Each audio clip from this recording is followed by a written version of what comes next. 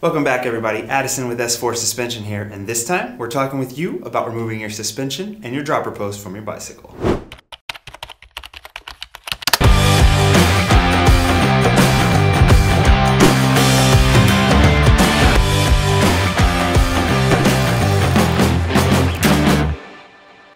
What type of tools are you going to need for today's project? Well, you're going to want a good set of Allen keys to remove or loosen any of your bolts.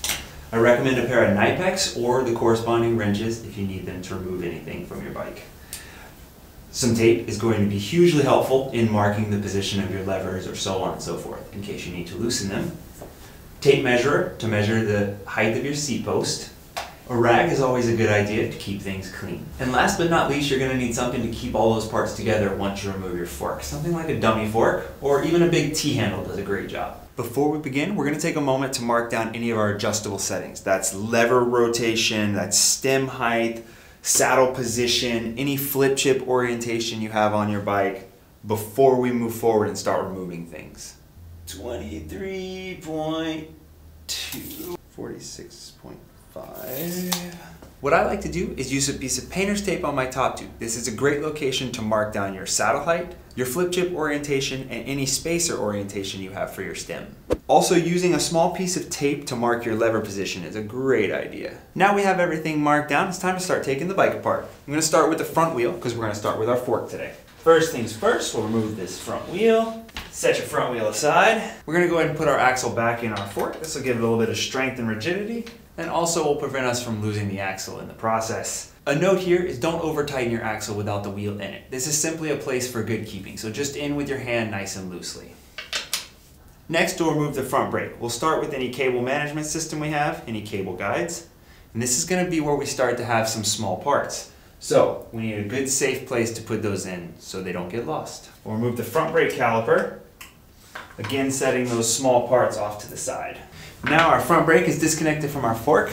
I like to wrap it over the top and then just through itself 2 times. Good safe keeping, and it'll keep it from banging against anything.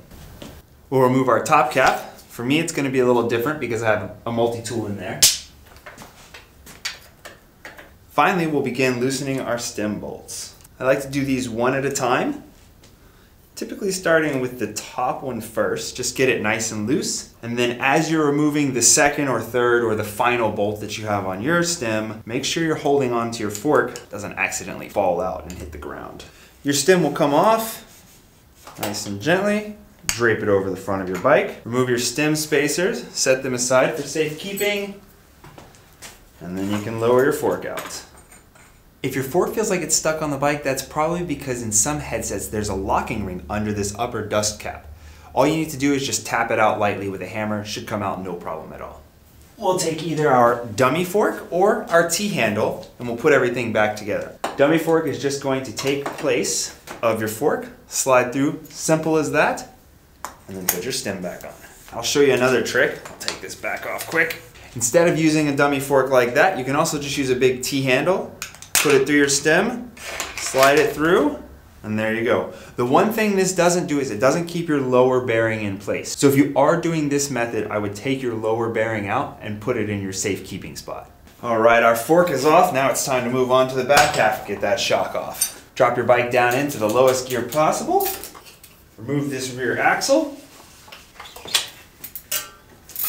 And drop your rear wheel out. Set that aside for safekeeping also. And then I recommend just sliding your axle back into the bike so it doesn't get lost in the process. The reason why we say take your rear wheel out is because you don't want any weight on the bike once you remove the rear shock. Before we begin removing our rear shock, it's a good idea to take a rag and locate it between any linkage that might hit the frame once you remove that shock.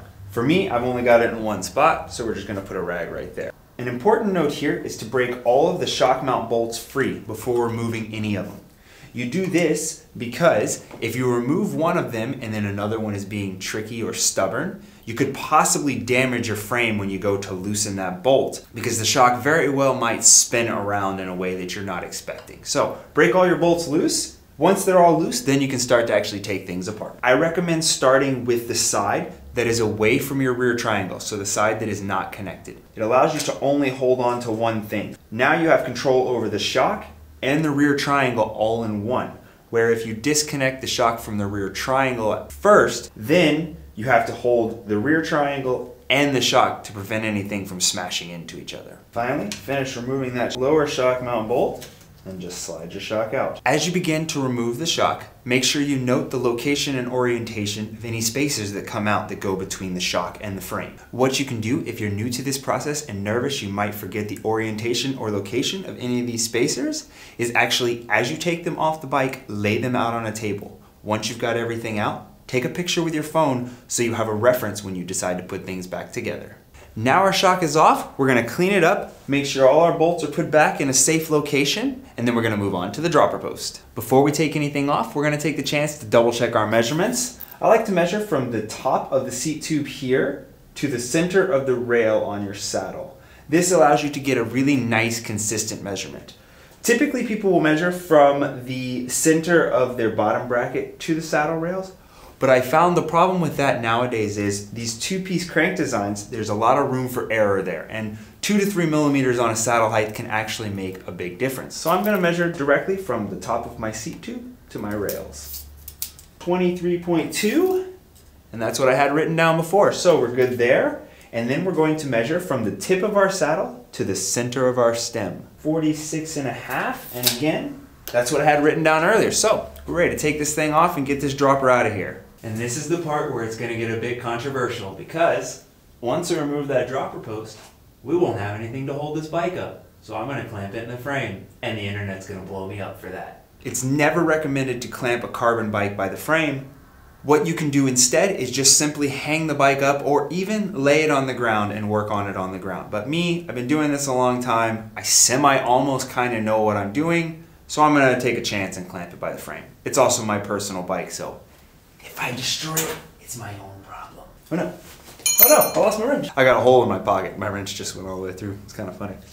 Be very gentle, doesn't need to be tight, nothing like that. I recommend putting a rag between the bike rack and your frame. That will prevent any scratching. And then you don't need any type of force actually on the frame. All you need is enough clamp to just hold it in place. Almost shouldn't even have to push it. It should just slide right into place. Boom. No force, no cracking, no nothing like that. Internet, shut up out there, okay? Now that the controversy's passed, we need to first find the angle of our saddle relative to the seat post. We can do that by downloading a simple angle finder app on your phone. First thing we want to do is butt our level against a non-moving surface. I choose the seat collar here. It's always going to be in the same position. Once that's done and you have your angle set to 0, you can move to the top of your saddle. At the top of your saddle, I like to push the level all the way to the back of the saddle. These 2 points give you a position that is easy to replicate when you need to put things back together. 66 degrees for our saddle compared to our seat post here. Nice and loose on our seat post clamp. As we pull up on this dropper post, we're going to need to feed this cable into the frame. That will give us enough slack to be able to pull the dropper all the way out. Then we'll disconnect this actuation switch on the bottom and your dropper post is free. And just like that, we've got your dropper, your shock, and your fork all off your bike. Now we're going to take this opportunity to clean it all up and jump into our next video where we show you how to pack and ship it all to us so we can service it and continue to make your ride smoother.